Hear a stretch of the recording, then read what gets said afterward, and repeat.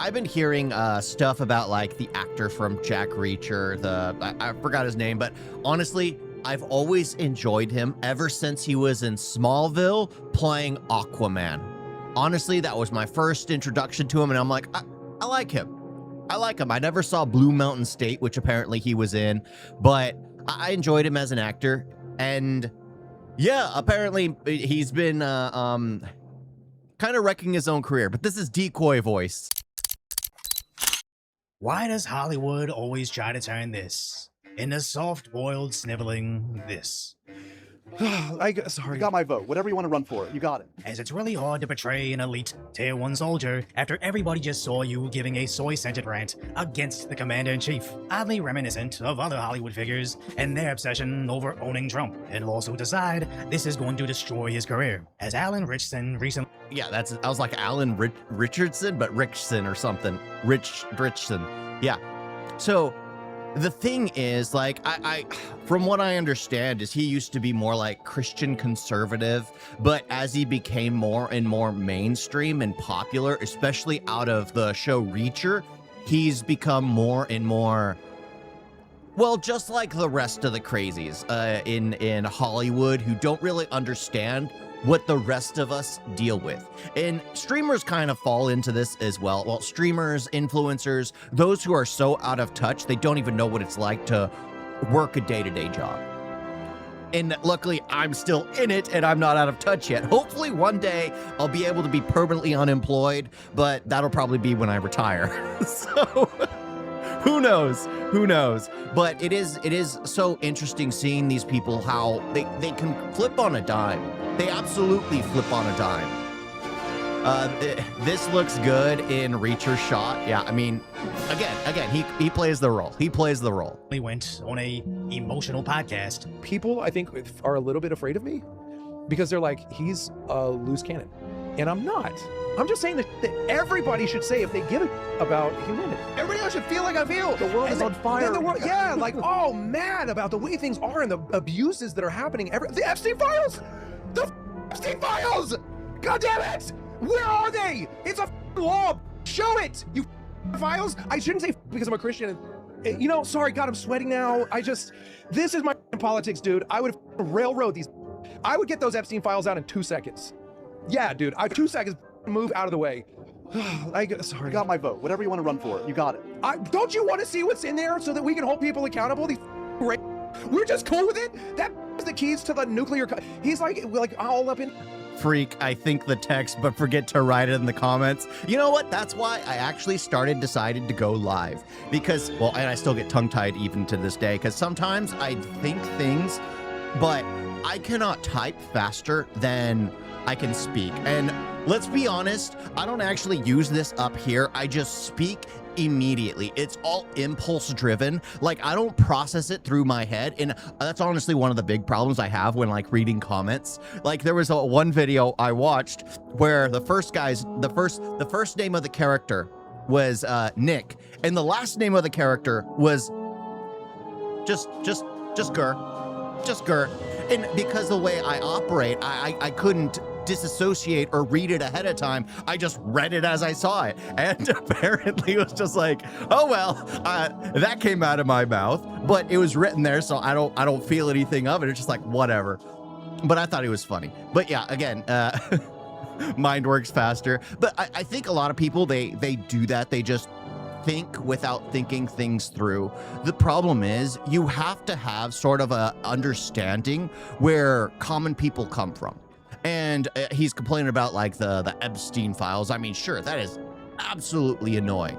That is like one of the biggest fumbles. The biggest fumbles. What's funny is, like, even though people are seeing the Iran war as a big fumble, I don't see it as big as like the Epstein files. You get in office, you release it. Who cares what's in it? Who cares? Just release it. Just release it. It's the fact that it took a year that it feels like everything's curated and piecemealed out, which it is. So freaking ridiculous. The 13-year-olds, like, dude, what? Go to jail.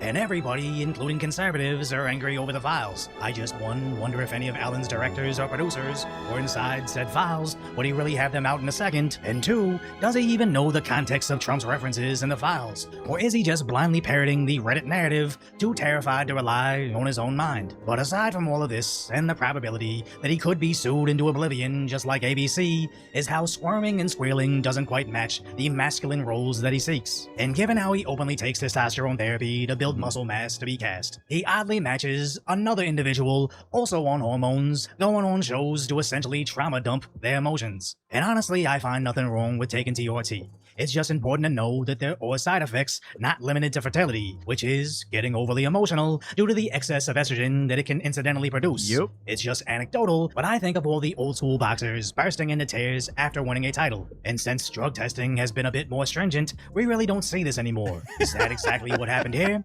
Nobody can know for certain.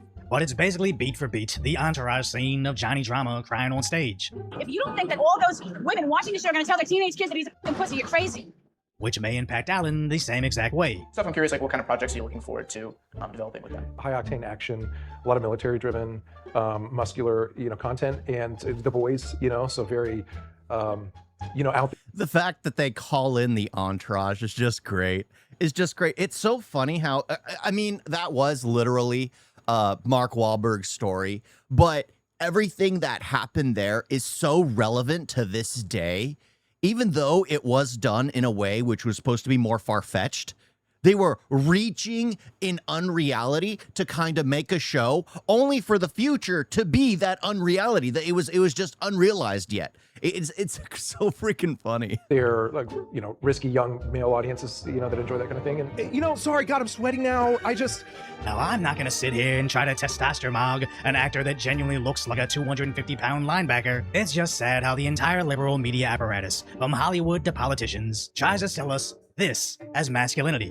What's really been fascinating is to watch the men of the Democratic Party model a kind of masculinity that is simply 21st century masculinity. He's this very sort of interesting, a model of modern masculinity. Even trying to spread it to all the other effeminate subservient men.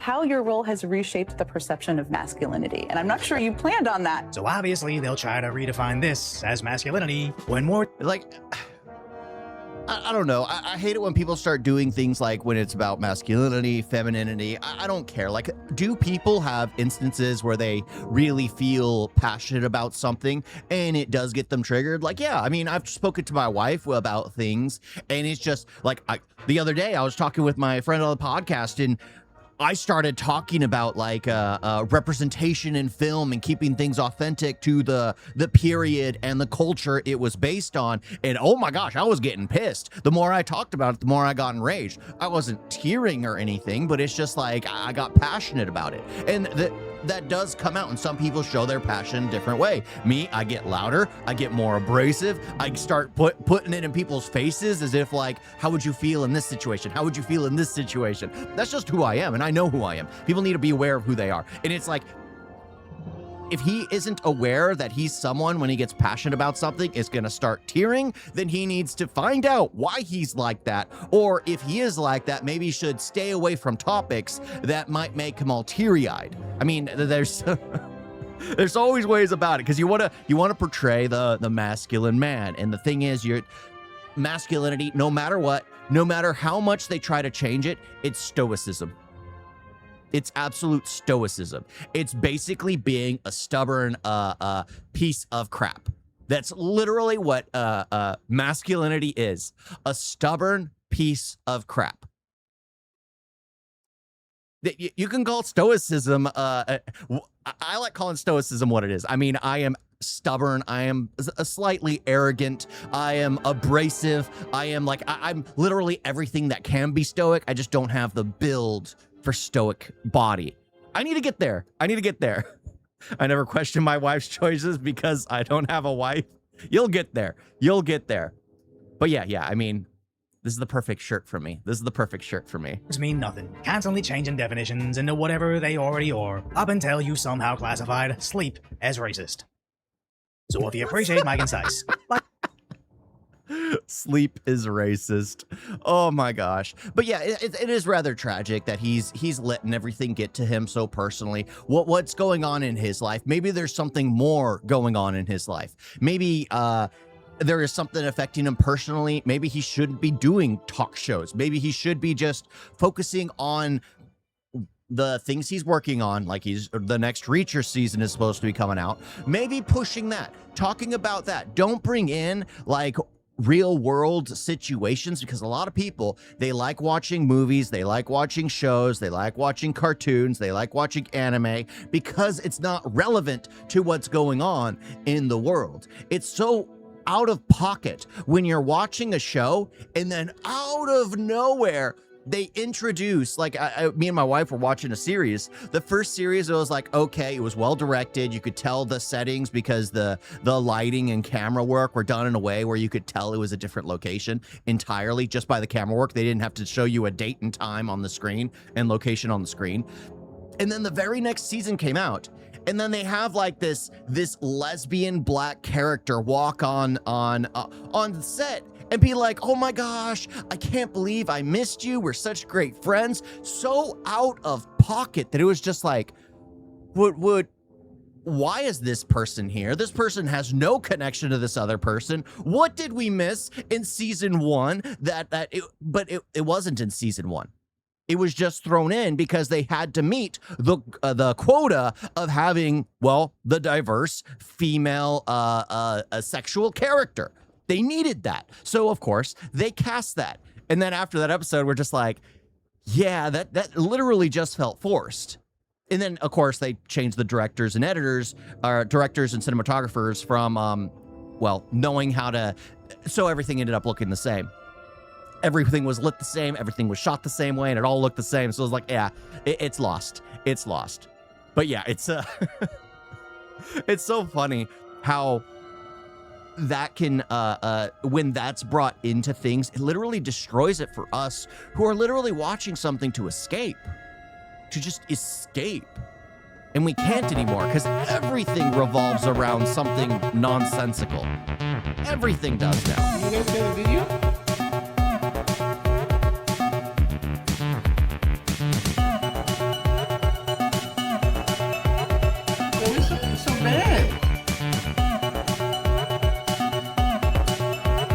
Don't forget to like and subscribe.